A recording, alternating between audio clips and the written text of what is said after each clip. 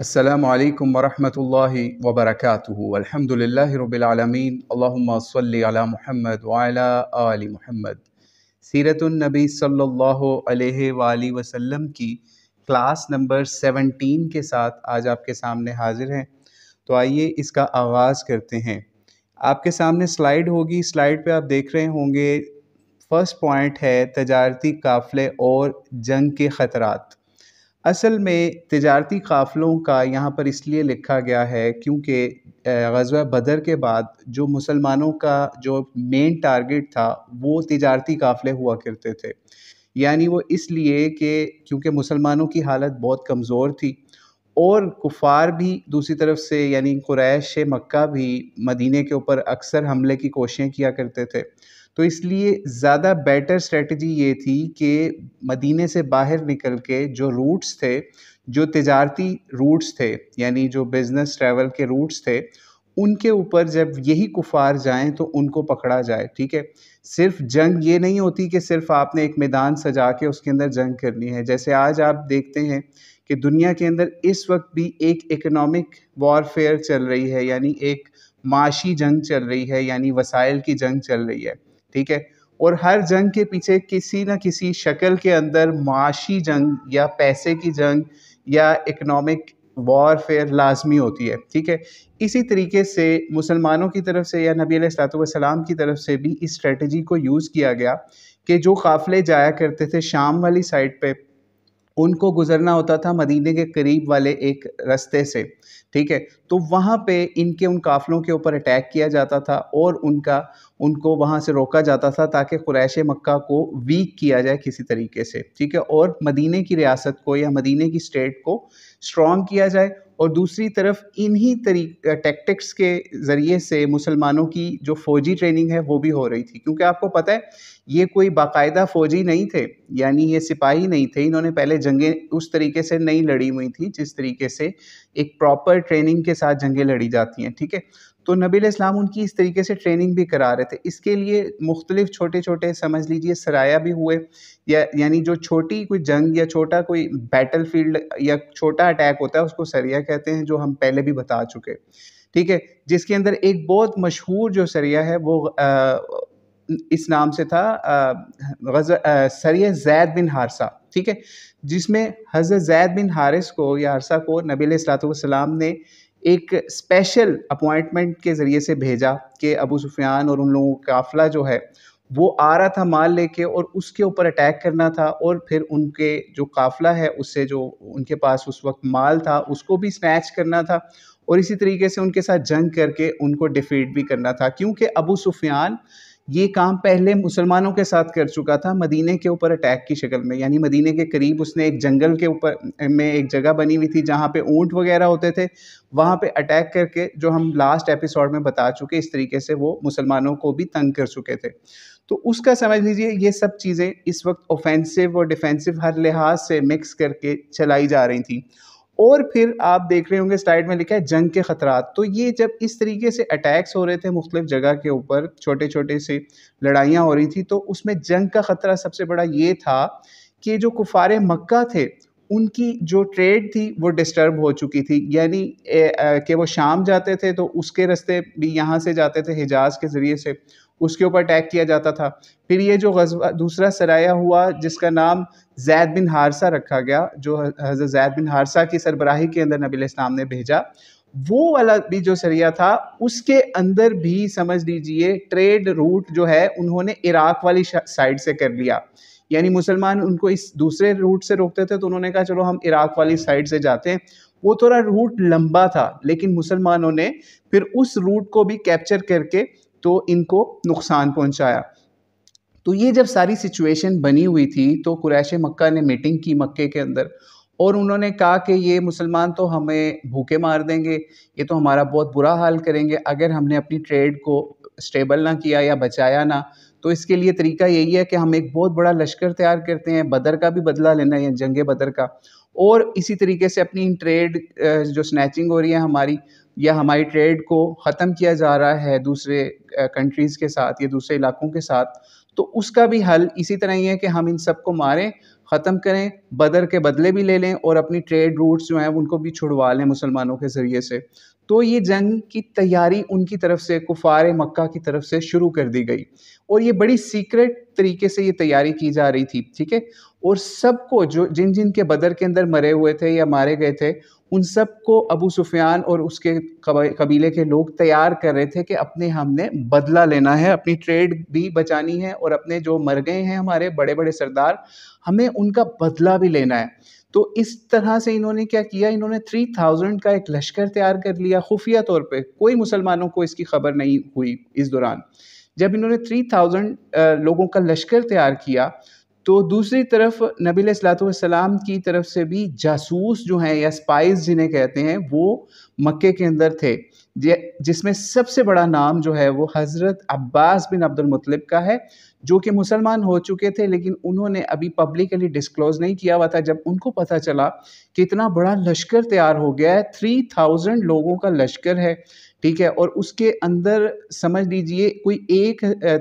3000 اونٹ بھی تھے ان کے پاس، اسی طریقے سے ان کے پاس 700 ایسے لوگ تھے جو اسپیشل تیار ہوئے تھے، جن زرہ پہن کے، ٹھیک ہے، زرہ ہوتا ہے ایک لوہے کا لباس ہوتا تھا پہلے زمانوں میں، آج کل آپ میوزیم میں جائیں تو آپ کو شاید وہ نظر آ جائے، تو وہ پہن کے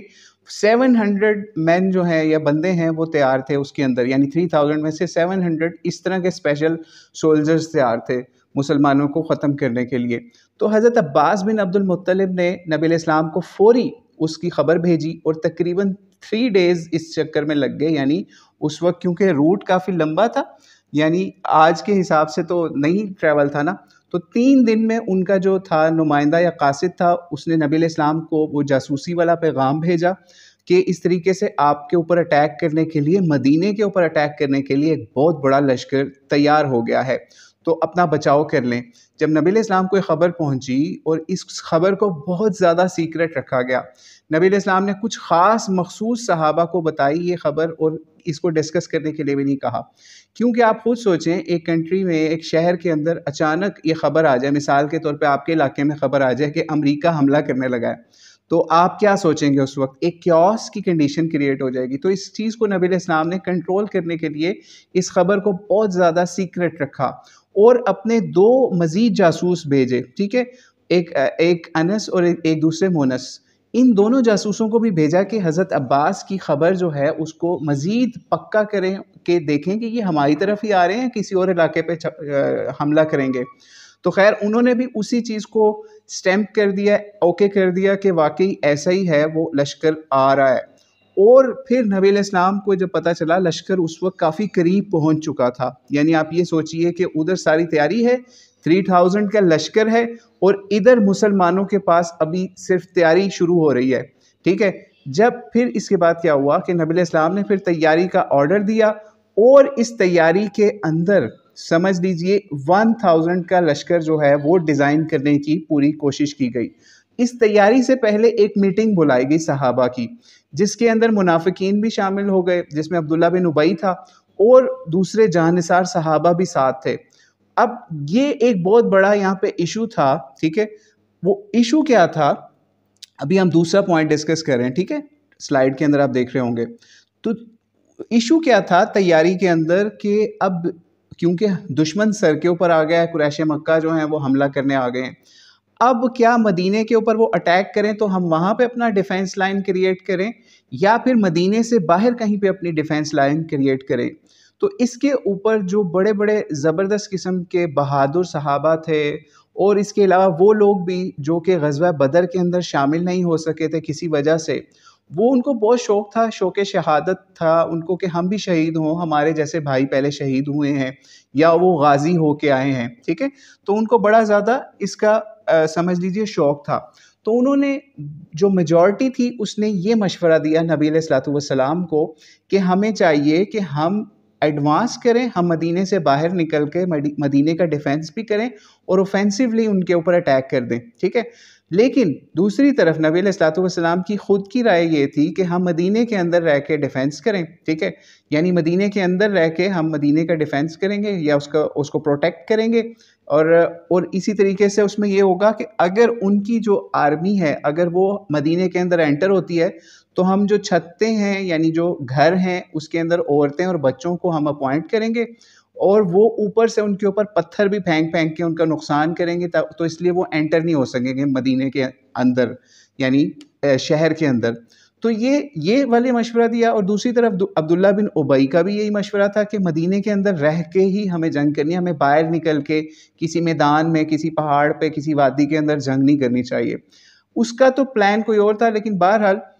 اس کے آپ کو پتہ ہے منافق ہے تو اس کے دل میں تو ویسی کھوٹ ہونا تھا، تو اس لیے وہ اپنے یہ جان بوجھ کے اس قسم کی لڑائی ڈالنے کے لیے بھی مزید وہاں پہ اس نے ایشو کریٹ کر دیا اس میٹنگ کے اندر کہ میری بات مانی جائے۔ لیکن بہرحال جو زیادہ صحابہ تھے یا زیادہ مہاجرین اور انصار تھے ان کا اسی چیز پہ زور تھا کہ ہم باہر جا کے ہم ڈیفینس کریں یا اوفینسولی اٹیک کر دیں باہر جا کے آرمی کے اوپر کفار کی۔ تو خیر کیونکہ نبی علیہ السلام جب مشورہ کیا کرتے تھے تو اس کے اندر یہ نہیں ہوتا تھا کہ نبی علیہ السلام آرڈر کرتے تھے کہ یہ میرا آرڈر ہے اس کو بس ماننا ہے، نہیں، نبی علیہ السلام کی لیڈرشپ کوالٹی اتنی زبردست تھی کہ وہ مشورے میں زیادہ بلیو کیا کرتے تھے کہ وہ اس موقع کے اوپر بھی مشورہ کر رہے ہوتے تھے، ہاں لیکن اللہ تعالیٰ کی طرف سے اگر کوئی اسپیشل آرڈر آ جاتا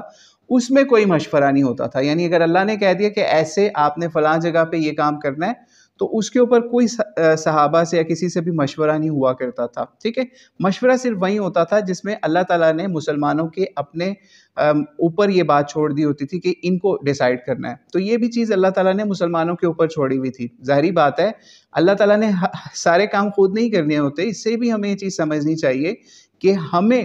اپنا کام کرنا چاہیے، اپنے لشکر تیار کرنے چاہیے، اپنی محنت کرنی چاہیے، اپنی ایفرٹس پٹ کرنی چاہیے، پھر دعا کے لیے ہاتھ اٹھانا چاہیے۔ جیسے غزوہ بدر کے اندر بھی آپ نے دیکھا کہ نبی علیہ السلام نے جو بھی تھا اپنا وہ آگے میدان میں پیش کر دیا اور پھر دعا کے لیے ہاتھ اٹھائے، ٹھیک ہے، تو اسی طریقے سے غزوہ احد کے اندر بھی یہی معاملہ پیش آیا کہ پھر شورا ہوئی، مشورہ ہوا، تو میجورٹی نے پھر یہی مشورہ دیا کہ ہمیں باہر نکل کر اٹیک کرنا ہے کفار کے اوپر جو کہ قریب آ چکے ہیں۔ اور دوسری طرف جب ہم کفار کے لشکر کی بات کریں تو انہوں نے اپنے لشکر کے اندر عورتیں بھی ساتھ لی ہوئی تھیں، یعنی جو ان کی بڑی بڑی عورتیں تھیں نا، جس کے اندر ایک بڑی عورت کا نام آتا ہے ہند، جس کو ہمارے اکثر انڈیا پاکستان کے بھائی یا بہنیں کہتی ہیں ہندا، تو اس کا اصل نام ہند تھا، جس طرح ہندوستان ہے نا اس طرح ہند اس کا نام تھا، تو ہند بھی ساتھ تھی کیونکہ اس نے بھی اپنے بڑوں کا بدلہ لینا تھا، اور بھی کچھ بڑی عورتیں ساتھ تھیں، اور اس کے علاوہ انہوں نے عورتوں کو اس لیے بھی ساتھ لے کے آئے تھے تاکہ وہ آلموسٹ کچھ روایات کے مطابق 15 عورتیں تھیں، کچھ میں اس سے بھی زیادہ، تو وہ عورتوں کا کام غیرت دلانا بھی تھا، ٹھیک ہے، یعنی غیرت دلانا یہ کہ جنگ کے اندر اگر عورتیں ہوں اور عورت اگر دیکھ رہی ہو تو مردوں کو ہوتا ہے کہ ہم صحیح طرح سے لڑیں اور ہم صحیح طریقے سے جنگ کریں، اور ہمیں وہ عورتیں بڑی بہادری کے ساتھ ہمارے قصے پھر لوگوں کو بعد میں واپس جا کے سنائیں گی، اور اس طریقے سے عورتوں کی وجہ سے وہ اور زیادہ بہادری کے ساتھ لڑیں گے، ٹھیک ہے، تو خیر عورتوں کا مین مقصد یہ بھی تھا اس کے ساتھ تاکہ وہ ان کو صحیح طریقے سے انٹرٹین بھی کریں اور اس کے ساتھ ساتھ ان کو سپورٹ بھی کریں۔ جیسے آپ کو پتہ ہے کہ حالانکہ یہ دین کا کوئی طریقہ نہیں ہے کہ ہماری جب جنگیں ہوتی تھی مسلمانوں کی جیسے پاکستان کی انڈیا کے ساتھ، تو اس کے اندر عورتوں کو نغمے گانے کے لیے بارڈر پہ ریکارڈنگز کرانے بھیج دیا کرتے تھے، یا پھر اپنا اس وقت جو ریڈیو ہوتا تھا یا کوئی ٹیلی ویژن ہوتا تھا بلیک اینڈ وائٹ، تو اس کے اوپر نور جہاں کے نغمے لگا دیا کرتے تھے۔ یہ مسلمانوں کا طریقہ نہیں۔ سیرت النبی صلی اللہ علیہ وسلم ہم پڑھ رہے ہیں نا، کیا بدر میں نبی علیہ السلام نے ایسا کیا؟ نہیں کیا۔ کیا احد میں ایسا کیا؟ نہیں کیا۔ آگے چل کے آپ کو عورتوں کا بھی کردار جنگ کے اندر تھوڑا بہت نظر آ جائے گا، وہ بھی آپ کو بھی پتہ چل جائے گا۔ تو بہرحال یہ ڈفرنس ہونا چاہیے مسلمان کا اور کافر کا، لیکن آج آپ کے سامنے ہے کہ وہی کام کافر بھی کرتے ہیں وہی مسلمان بھی کرتے ہیں، یعنی ان کی عورتیں بھی گیت بناتی ہیں، نغمے بناتی ہیں جنگوں کے لیے، اور ہماری مسلمانوں کی بھی، یعنی ان کو بے پردہ کر کے ان کو گیت ریکارڈ کروائے جاتے ہیں۔ خیر تو یہ ابھی تیاری کی بات ہو رہی تھی۔ تیاری کے اندر جب نبی علیہ السلام نے مشورہ کرنے کے بعد جب وہ لشکر تیار ہو گیا، 1000 کا لشکر ہوا، لیکن ان 1000 کے اندر سے جو 300 مین تھے یا 300 لوگ تھے وہ عبداللہ بن ابی کے انڈر تھے، یا اس کے ٹرائب سے یا اور اس کے الائز کے ساتھ کے تھے۔ تو ہوا یہ کیونکہ نبی علیہ السلام نے اس کا مشورہ بالکل نہیں مانا، اور باقی صحابہ نے بھی نہیں مانا، ٹھیک ہے، یعنی ڈیسیژن یہی ہوا کہ باہر جا کے ہم لڑیں گے۔ تو اس نے کیا کیا، اینڈ ٹائم کے اوپر جس وقت صفیں درست کی جا رہی تھیں یا جس وقت مسلمانوں کی آرمی کو اکٹھا کر کے ایک جگہ آرگنائز کیا جا رہا تھا، تو وہ 300 بندہ 300 مین ان 1000 میں سے بھی لے کے علیحدہ ہو گیا۔ اب آپ سوچئے، ایک طرف 3000 ہیں اور دوسری طرف 700 لوگ ہیں، ٹھیک ہے، یعنی مسلمان، 3000 کافر اور 700 مسلمان۔ ان 700 میں آپ سوچئے صرف 2 گھوڑے تھے پوری فوج کے پاس، یعنی اتنی غربت کا عالم تھا۔ 2 گھوڑے تھے جس میں سے ایک گھوڑا نبی علیہ السلام کا تھا اور ایک گھوڑا جو ہے وہ کسی اور شخص کا تھا، ٹھیک ہے۔ اور دوسری طرف وہ ہم آپ کو پہلے بتا چکے، ان کے پاس 3000 اونٹ بھی تھے، جگہ جگہ دعوتیں بھی اڑاتے تھے اور اونٹ کھاتے کھاتے بھی آ رہے تھے، اور ان کو انہوں نے جنگ کے اندر بھی استعمال کرنا تھا۔ اسی طریقے سے گھوڑے بھی اگر دیکھیں، ان میں سے گھوڑے بھی ان کے پاس 200 گھوڑے تھے، یعنی گھڑ سوار جو ہیں وہ صحیح طریقے سے جنگ کرتے ہیں۔ یعنی یہ سمجھ لیجئے اس دور کے اندر اگر گھوڑا اور آج کے دور کا F-16 آپ اس کو کمپیئر کر لیں کہ اس دور میں گھوڑے کے اوپر بیٹھ کے جنگ کرنا ایسے ہی ہوتا تھا جیسے آپ کے پاس F-16 ہے اور آپ اس کے ذریعے سے فائٹ کر رہے ہیں اس کے اندر بیٹھ کے، ٹھیک ہے۔ تو اس لیے گھوڑا بہت امپورٹنس کا حامل ہوا کرتا تھا، لیکن مسلمان اس میں بھی بہت پیچھے تھے اس وقت بھی۔ تو بہرحال جب تیاری ہو رہی تھی تو بچے بھی کچھ آئے، بڑوں کے علاوہ بچے بھی آئے کہ ہم نے بھی جنگ میں حصہ لینا ہے۔ لیکن نبی علیہ السلام نے جو بھی بچے چھوٹی عمر کے تھے، یعنی جس میں 12-13 سال یا چھوٹے، دیکھنے میں بھی چھوٹے لگ رہے تھے، ان کو بھی واپس کر دیا۔ اور اس کے اندر بڑے مشہور صحابہ کے نام ملتے ہیں، عبداللہ بن عمر کو بھی اس میں واپس کر دیا گیا، اسامہ بن زید کو بھی واپس کر دیا گیا، زید بن ثابت کو بھی واپس کر دیا گیا، زید بن ارقم کو، برا بن عازب کو، عرابہ، یہ ان سب صحابہ کو واپس کر دیا گیا، ٹھیک ہے۔ لیکن ایک جو بچے تھے نا، وہ تھوڑے سے انہوں نے یہ ہوشیاری لگائی کہ انہوں نے اپنے جو جوتے ہیں ان میں کوئی ایسی سیٹنگ کر لی کہ وہ اونچے ہو کے انہوں نے اپنے آپ کو پنجے پہ کھڑے ہو کے دکھایا، شو کیا کہ میں لمبا ہوں اور میں صحیح زیادہ اسٹرانگ ہوں۔ تو اس کو بھی، یعنی رافع بن خدیج جو ہیں، ان کو پھر سلیکٹ کر لیا گیا کہ یہ بچے نہیں ہیں، بڑے لگ رہے ہیں تو ان کو بھی رکھ لیں۔ جب یہ منظر دیکھا تو دوسری طرف ایک اور صحابی تھے، وہ بھی چھوٹے تھے اس وقت، حضرت سمرہ بن جندب۔ یہ انہوں نے دیکھا تو انہوں نے کہا کہ یہ تو میں اس کے ساتھ لڑوں تو نبی علیہ السلام سے ریکویسٹ کروائی کسی طریقے سے اپنے رشتہ دار یا والد کے ذریعے سے کہ مجھے بھی آپ لے کے جائیں۔ آپ سوچیں کہ یہ شوق شہادت تھا اس وقت بچوں کا، ٹھیک ہے، یعنی یہ کوئی مووی کے اندر نہیں جا رہے، اس وقت ان کو پتا ہے کہ ہم نے آگے ہماری قبریں کھدی ہوئی ہیں، آگے ہمارے لیے تلواریں ہیں، آگے ہمارے لیے سمجھ لیجیے ہماری گردنیں اڑانے والے لوگ آ رہے ہیں، ٹھیک ہے۔ تو یہ تھا ان کا جوش، جذبہ اور جنت کے حصول کا ان کے اندر ایک پکا ایمان، ٹھیک ہے، کہ وہ بچے جو ہیں وہ بھی تازہ جوان بھی نہیں ابھی صحیح طریقے سے ہوئے، اور وہ جنگ کے لیے کوششیں کر رہے ہیں کہ ہمیں کسی طریقے سے انٹری مل جائے۔ اور دوسری طرف منافق عبداللہ بن ابی اپنے 300 بندے لے کے نکل گیا۔ تو یہ سمرہ بن جندب نے نبی علیہ السلام سے ریکویسٹ کروائی کہ یہ جو آپ نے ایک اور بچہ شامل کیا نا رافع، یہ جو رافع ہے میں اس سے بھی زیادہ اسٹرانگ ہوں، مجھ سے اس کی بے شک لڑائی کروا دیں۔ تو نبی علیہ السلام نے پھر کشتی دونوں کی کروائی۔ خیر یہ رافع جو تھے یہ تیر کمان چلانے میں بھی بہت اچھے تھے، ویسے بھی مطلب ابھی جوان ہو رہے تھے تو اس وجہ سے بھی ان کو رکھ لیا گیا، تیر کمان بھی اچھا چلاتے تھے۔ تو سمرہ جو تھے صحابی، انہوں نے ان کو پچھاڑ دیا، یعنی ان کو کشتی کے اندر ہرایا۔ تو خیر نبی علیہ السلام نے پھر ان کو بھی اجازت دے دی۔ تو خیر حضرت سمرہ کو بھی اس کے اندر شامل کر لیا گیا اس لشکر کے اندر۔ تو جس وقت میدان سج رہا ہوتا ہے تو میدان میں یہ اسٹریٹجی نبی علیہ السلام تیار کرتے ہیں، وہاں پر صفیں تیار کرتے ہوئے، اور اسٹریٹجی یہ تیار کرتے ہیں کہ جو ایک سامنے ان کے پہاڑ ہوگا، ایک طرف سے پہاڑ ان کو پروٹیکٹ کر رہا ہوگا، ٹھیک ہے، یعنی وہاں سے لشکر نہیں آ کے حملہ کر سکے گا، اور بیک سے ان کی پروٹیکشن کر رہے ہوں گے 50 اسپیشل آرچرز یا تیر انداز جو ہیں، جو تیر چلانے کے بہت ماہر تھے، وہ 50 نبی علیہ السلام نے عبداللہ بن جبیر رضی اللہ عنہ کی کارکردگی میں یا ان کی عمارت کے اندر بٹھائے، وہاں ایک اوپر والے حصے پہ، یعنی وہ سمجھ لیجئے سنائپرز کا کام کر رہے تھے، انہوں نے چن کے ان لوگوں کو مارنا تھا جنہوں نے اسلامی لشکر پہ حملہ کرنا تھا۔ اب یہ سنائپرز وہاں بٹھا دیے،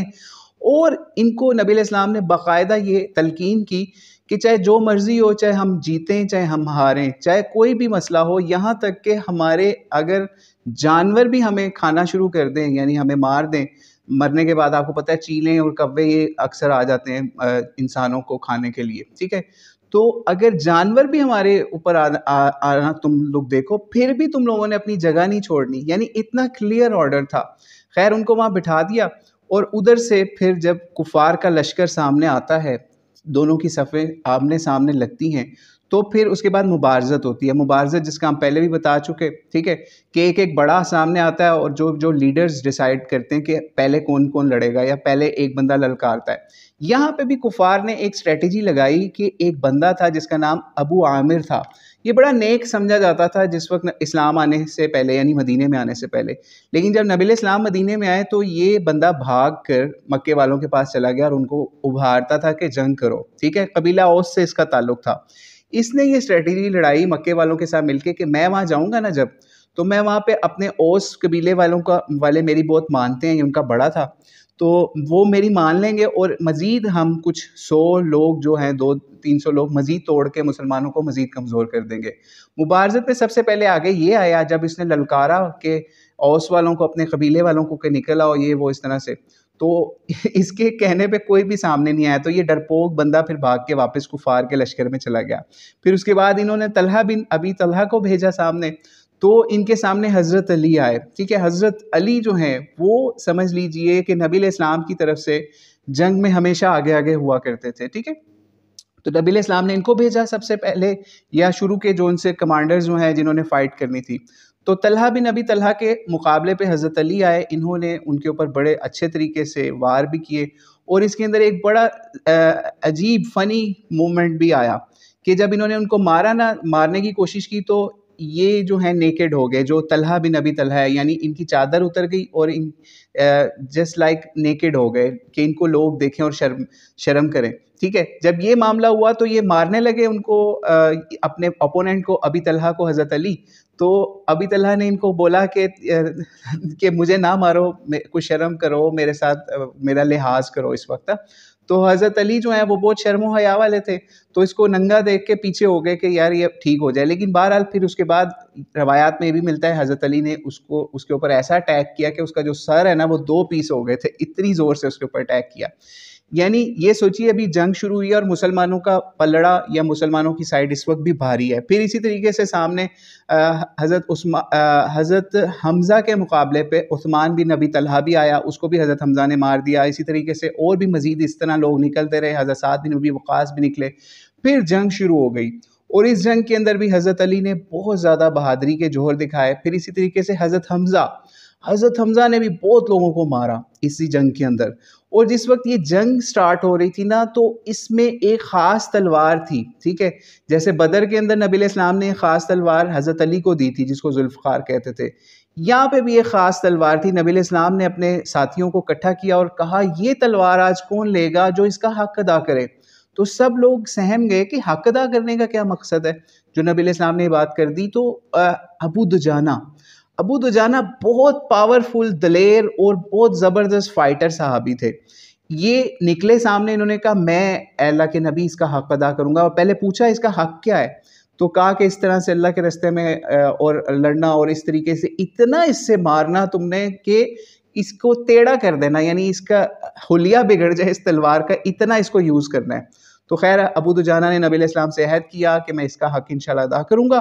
پھر اس کے بعد آپ بتایا جاتا ہے بہت بہادری سے لڑے، اور ان کا ایک سٹائل ہوتا تھا جنگ کے اندر جانے کا. یہ ریڈ کلر کا نا ایک اسپیشل امامہ جیسے ہوتا ہے، یا پھر ریڈ کلر کی پٹی ہوتی ہے، وہ اس طریقے سے باندھ کے جنگ میں جاتے تھے، اور بہت سمجھ لیجیے جوش سے اور بڑے غرور اور تکبر سے لڑتے تھے اور بڑے آکڑ کے رہتے تھے. بلکہ جب نبی علیہ السلام نے ان کو اس طریقے سے جب تلوار دی تو یہ بڑے آکڑ کے یا بڑے غرور اور تکبر سے چل رہے تھے. ٹھیک ہے،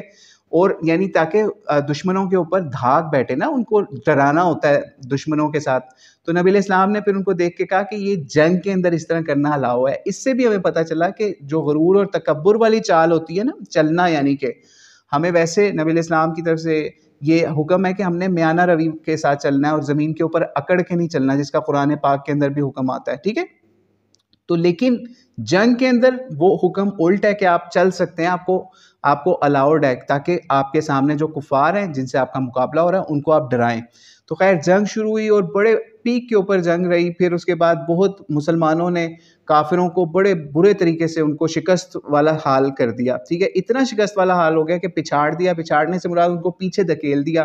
اور ان کے لشکر کے لوگ بھاگ رہے تھے. ایون یہاں تک کہا جاتا ہے کہ عورتیں بھی بھاگنا شروع ہو گئیں, کسی کی پازیبیں یعنی پاؤں کے جو زیور ہیں اور مختلف چیزیں بکھرنا شروع ہو گئیں, کیونکہ ظاہری بات ہے جب مار رہے ہیں بھاگ رہے ہیں تو چیزیں لوگ پھینک پھینک کے اپنی جانیں بچا کے بھاگ رہے تھے. جب یہ منظر دیکھا وہ صحابہ نے, وہ جن کو اوپر سنائپرز کے طور پہ اوپر بٹھایا ہوا تھا ایک خاص درے کے اوپر یا پہاڑ کے ایک پارٹ کے اوپر, اچھا یہ احد کا پارٹ نہیں ہے, وہ بالکل سیپریٹ پارٹ تھا, ٹھیک ہے, تو احد دوسری سائڈ پہ تھا جو ہم پہلے بتا چکے. تو انہوں نے کیا کیا, حضرت جبیر نے اپنے صحابہ کو یا اپنے ساتھیوں کو جو جن کو وہاں 50 آرچرز کو بٹھایا تھا نبی علیہ السلام نے ان کے انڈر, ان کو کہا ابھی کوئی نہیں اترے گا. لیکن ہوا یہ کہ شور ایسا مچ گیا اور ایسا سین ایسا کریٹ ہو گیا کہ جیسے مسلمان جیت گئے ہیں, ٹھیک ہے, اور وہ بھاگ گئے کافر. تو ان میں سے آلموسٹ 40 لوگوں نے جگہ چھوڑ دی اپنی. نبی علیہ السلام کا حکم سمجھ لیجئے وہ یہ سمجھے, انہوں نے اپنی مرضی سے فیصلہ کر لیا کہ وہ والا حکم تو تھا اس صورت میں کہ ظاہری بات ہے ہم نے کبھی تو اترنا ہی تھا نا, تو اب تو فتح ہو گئی ہے تو اب تو کوئی وہ والا حکم باقی نہیں رہا. لیکن اس کی سزا پھر کیا ملی, جب یہ اترے تو دوسری طرف سے ایک اور لشکر جو ہے حضرت خالد بن ولید کے پاس تھا, ٹھیک ہے, خالد بن ولید جو ابھی تک مسلمان نہیں ہوئے تھے, انہوں نے لشکر کو ری جوائن کر کے اور مسلمانوں کے اوپر پیچھے سے اٹیک کیا, ٹھیک ہے, جس کو سیو کیا ہوا تھا نبی علیہ السلام نے ان آرچرز کے ذریعے سے. ہوا یہ کہ اتنے برے طریقے سے انہوں نے اٹیک کیا, مسلمان جو خوش ہو رہے تھے, جو یہ سوچ رہے تھے کہ اب ہم جیتے ہوئے, اور وہ آرچرز والی سپورٹ بھی ختم ہو گئی تھی, دوسری طرف مسلمان دوسری طرف فائٹ کر رہے ہیں, پیچھے سے حملہ ہو گیا, تو مسلمان برے حال میں آ گئے. یہاں تک کہ ایسے واقعات اندر ہوئے کہ جو جنگ کے اندر مسلمان آپس میں ایک دوسرے کو مارنا شروع ہو گئے, یعنی پتہ ہی نہیں چل رہا تھا پیچھے سے کون آ رہا ہے سامنے سے کون آ رہا ہے. اس دوران حذیفہ بن یمان رضی اللہ تعالیٰ عنہ, ان کے والد تھے یمان, ان کو مسلمانوں نے مار دیا اسی چکر کے اندر کہ پتہ نہیں یہ تو کافر ہی ہیں. وہ چیختے رہ گئے کہ میں مسلمان ہوں, لیکن کسی نے ان کی آواز ہی نہیں سنی, اتنا شور اور وہ سارا کچھ تھا. اور اسی دوران جب وہ اٹیک ہوا خالد بن ولید کی طرف سے بھی, نبی علیہ السلام صحابہ سارے جو تھے وہ مسلمان اس وقت ڈسپرس ہو گئے, یعنی یہ سچویشن ہوگی کہ پتہ ہی نہیں چل رہا تھا کون کہاں پہ ہے. اس دوران نبی علیہ السلام کے جو صحابہ میں سے حضرت حمزہ رضی اللہ تعالیٰ عنہ, ان کو بھی ٹارگٹ کیا گیا, اور کچھ روایات کے مطابق اس سے پہلے ان کو شہید کر دیا گیا, لیکن بہرحال اس کے لیے اسپیشل ایک ٹارگٹ کلر لے کے آیا گیا اس جنگ کے اندر صرف ایک بندے کو مارنے کے لیے, یعنی حضرت حمزہ رضی اللہ تعالیٰ عنہ کو. وہ کون تھا؟ وحشی. وحشی جو ہے وہ جبیر بن مطعم کا غلام تھا. جبیر بن مطعم کا جو ہے نا چچا وہ مارا ہوا تھا حضرت حمزہ رضی اللہ عنہ نے جنگ بدر کے اندر. تو وہ اسپیشلی وحشی کو اس لیے اسی کام کے لیے لے کے آیا تھا اپنے ساتھ, ٹھیک ہے, کہ میرا جو چچا مارا ہوا ہے نا تیمہ بن عدی کا بدلہ وحشی کے ذریعے سے انہوں نے اس کو ٹارگٹ کلر ٹرین کروایا ہوا تھا, اور وہ اس کو سپیر جو ہے نا وہ پھینکنے میں بہت زیادہ ماہر تھا, یعنی بہت زبردست تھا, لیکن اس نے اور کسی کو نہیں اس جنگ میں مارا. اس کے لیے اسپیشل اس نے ٹارگٹ کیا حضرت حمزہ کو, اس نے شہید کیا اسی جنگ کے اندر, اور بہت بری اس وقت سچویشن بنی. تو حضرت حمزہ کو نبی علیہ السلام بہت زیادہ پیار کرتے تھے, آپ کے چچا تھے, ٹھیک ہے. اور اسی طریقے سے حضرت حمزہ رضی اللہ عنہ وہ ہستی ہیں جن کو نبی علیہ السلام نے سید الشہداء کہا, بلکہ حدیث کے اندر یہاں تک آتا ہے کہ سید الشہداء حمزہ ہیں, یعنی نبی علیہ السلام کے چچا سید الشہداء ہیں, یعنی شہیدوں کے سردار.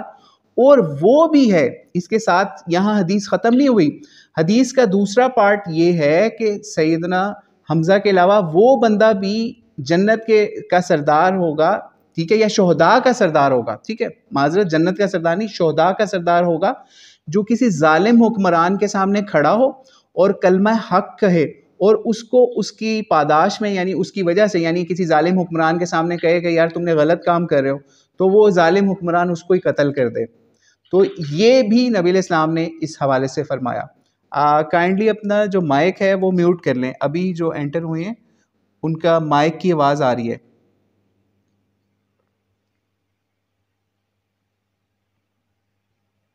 ٹھیک ہو گیا, میوٹ ہو گیا, ٹھیک ہے, تھینک یو. تو نبی علیہ السلام کے چچا سیدنا حمزہ بھی اس میں شہید ہو گئے. اسی طریقے سے جو جھنڈا تھا نبی علیہ السلام کی طرف سے وہ مصعب بن عمیر رضی اللہ عنہ کے پاس تھا, ٹھیک ہے, یہ بھی اس دوران شہید ہو گئے. جیسے یہ شہید ہوئے تو جھنڈا جو ہے نبی علیہ السلام نے ٹرانسفر کر دیا حضرت علی کے پاس, ٹھیک ہے, کیونکہ یہ بھی بہت زبردست طریقے سے لڑ رہے تھے. جھنڈا ان کے پاس تھا, اور مسلمان جو ہیں اور نبی علیہ السلام جو ہیں اور بہت سے صحابہ اس دوران یعنی وہ ادھر ادھر اپنی اپنی پروٹیکشن میں نکل گئے. لیکن نبی علیہ السلام کے پاس کچھ صحابہ ابھی بھی تھے جس کے اندر جس وقت نبی علیہ السلام اس طریقے سے نرغے کے اندر آگے, نرغہ کہتے ہیں اس کے اندر, یعنی نبی علیہ السلام کافروں کے اٹیک کے اندر تھے دونوں سائڈوں سے, اور مسلمان آپ کو بھی پروٹیکٹ کر رہے تھے اور ڈیفینس بھی کر رہے تھے. تو ہوا یہ, نبی علیہ السلام نے پھر انصار جو تھے ان کو بھی آواز لگائی کہ مجھے پروٹیکٹ کرو, ٹھیک ہے. تو انصار میں سے تقریباً 5 صحابہ جو ہیں انہوں نے نبی علیہ السلام کی طرف اپنی سمجھ لیجئے اپنا فیس ان کی طرف کر دیا, اور اپنی کمریں جو ہیں یا اپنی بیگ جو ہیں وہ ان کے تیروں کی طرف, تلواروں کی طرف کر دی کہ نبی علیہ السلام کو کچھ نہ ہو اور ہم اپنی باڈی پیش کر دیں, ٹھیک ہے. اسی دوران ابو دجانہ جن کے پاس نبی علیہ السلام نے اسپیشل تلوار بھی دی ہوئی تھی, انہوں نے بھی نبی علیہ السلام کو بہت زیادہ پروٹیکٹ کیا,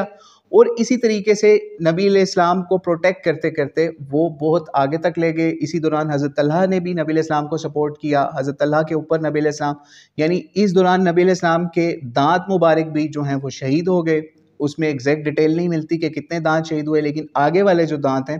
وہ شہید ہو گئے. اور اسی دوران ایک نبی علیہ السلام کو پلاٹ بھی وہاں پہ کیا ہوا تھا, ایک ایسا ایک سین کریٹ کیا ہوا تھا, ایک گڑھا کھودا ہوا تھا نبی علیہ السلام کو کہ اس میں نبی علیہ السلام کسی طریقے سے ان کو گرایا جائے اور اوپر سے پتھر مارا جائے. اس کے اندر ابن قمیہ ایک شخص تھا جس نے اسپیشل یہ پلان کیا ہوا تھا. خیر نبی علیہ السلام نے اس شخص کو بھی, اس نے اوپر سے پتھر بھی نبی علیہ السلام کے چہرے پہ بھی لگا, جس کی وجہ سے جو نبی علیہ السلام نے زرہ بھی پہنی ہوئی تھی, اور اس میں جو ہیڈ کے اوپر ہیڈ کور ہوتا ہے نا جو لوہے کا, جس کو خود بھی کہتے ہیں اردو میں, ٹھیک ہے, وہ جو ہے, یا ہیلمٹ جس کو ہم کہہ سکتے ہیں آج کی زبان کے اندر, یا آرمر جو باڈی آرمر ہوتا ہے, وہ بھی نبی علیہ السلام کی جو باڈی سمجھ لیجئے یہ آپ کا جو چہرہ تھا اس کے اندر وہ دھنس گیا, یعنی وہ سٹرک ہو گیا اس کے اندر, اس کو بڑی مشکل سے نکالا گیا, اور نبی علیہ السلام کے چہرے سے بھی خون جاری ہو گیا, اور اسی طریقے سے دانتوں سے بھی, اور بہت زیادہ زخمی آپ ہو گئے. خیر آپ کو کسی طریقے سے پھر احد پہاڑ کے ایک پارٹ کے اندر, اسپیشل پارٹ کے اندر لے کے جایا گیا, ٹھیک ہے. اور اسی دوران باقی مسلمان جو ہیں وہ لڑتے رہے, حضرت علی بھی اور بھی صحابہ بھی, اور کچھ نبی علیہ السلام کا ڈیفینس بھی کرتے رہے. حضرت ابوبکر بھی نبی علیہ السلام کے ساتھ تھے, حضرت عمر بھی ساتھ تھے, ٹھیک ہے. اور اسی ڈیفینس کے دوران بہت سے صحابہ جو ہیں وہ شہید ہو گئے, انہوں نے نبی علیہ السلام کے لیے اپنی جانیں قربان کر دی, لیکن نبی علیہ السلام کو کچھ نہ ہونے دیا. جب مصعب بن عمیر جو ہیں وہ شہید ہوئے تھے, یا ابن قمیہ نے جب اٹیک کروایا, تو لوگوں نے یہ مشہور کر دیا کہ اب معاذ اللہ نبی علیہ السلام شہید ہو گئے ہیں, اور وہ بڑے خوش ہوئے جب ان کو یہ خبر ہر طرف سپریڈ ہوگی. اور جب یہ سنا تو کئی صحابہ تلواریں چھوڑ کے پھینک کے بیٹھ گئے کہ اب تو نبی علیہ السلام گئے تو اب ہم نے بیٹھنا ہے. لیکن بہت سے انصاری صحابہ نے پھر ان کو جوش دلایا, پھر ان کو دوبارہ سے جنگ کے لیے آمادہ کیا, اور انہوں نے پھر دوبارہ اپنی پوزیشن سنبھال کے دوبارہ جنگ کر کے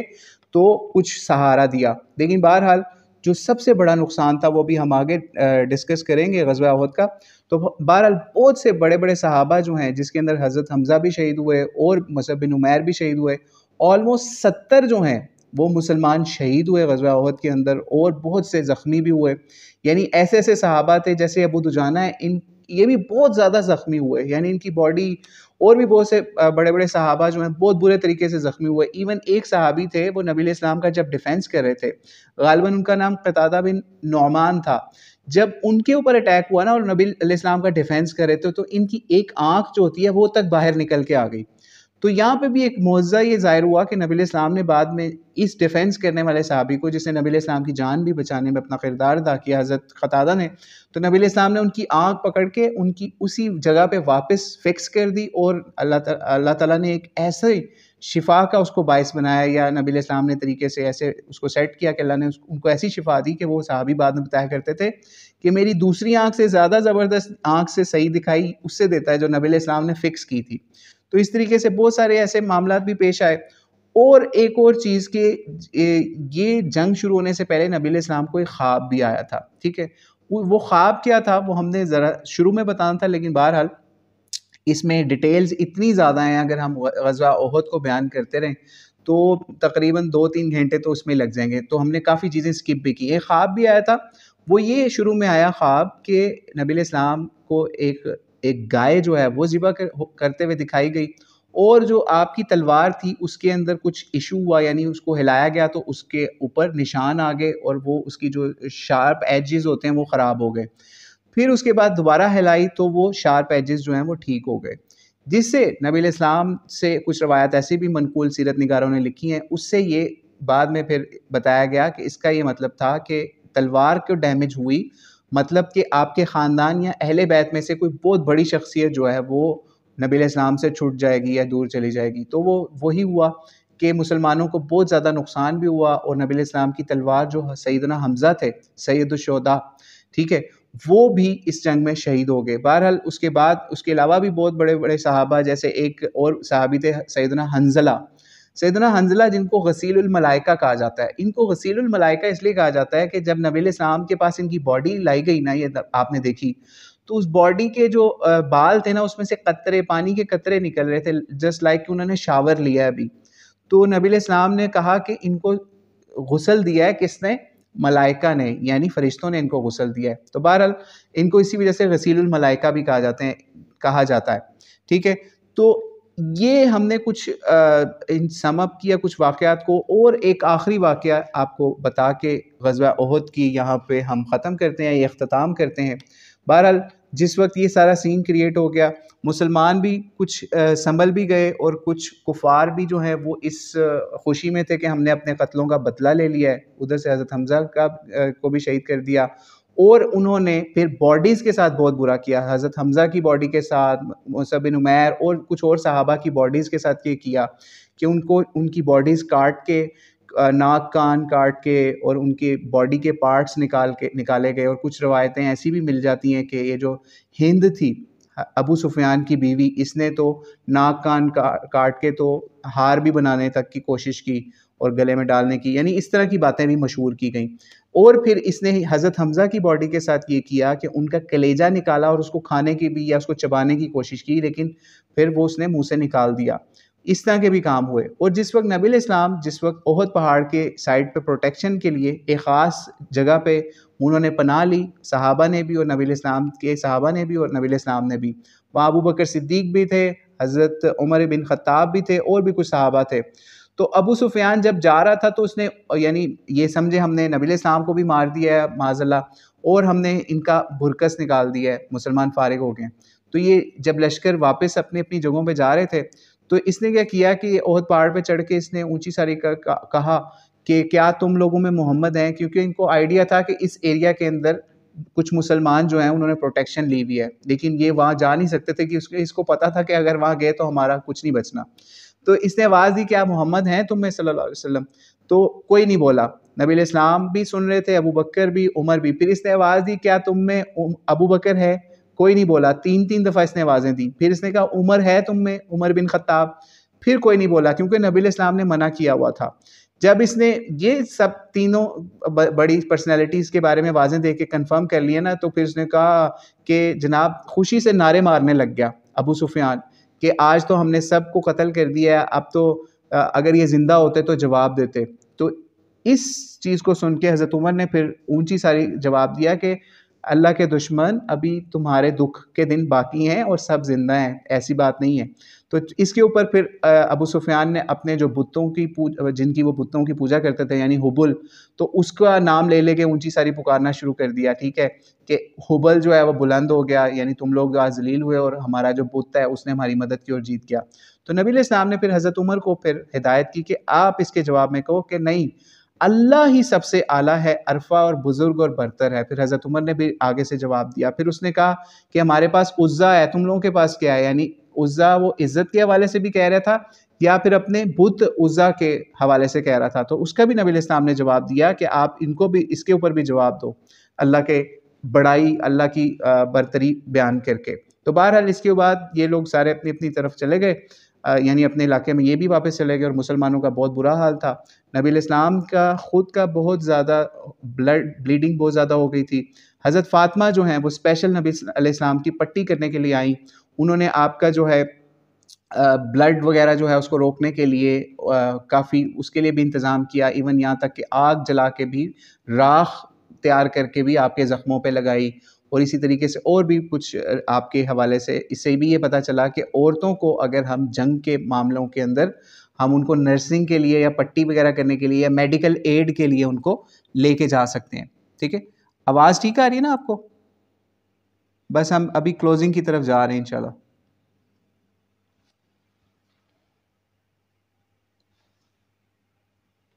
جی آواز ٹھیک آ رہی ہے؟ اوکے لکھ دیں میسج میں، ٹائپنگ میں۔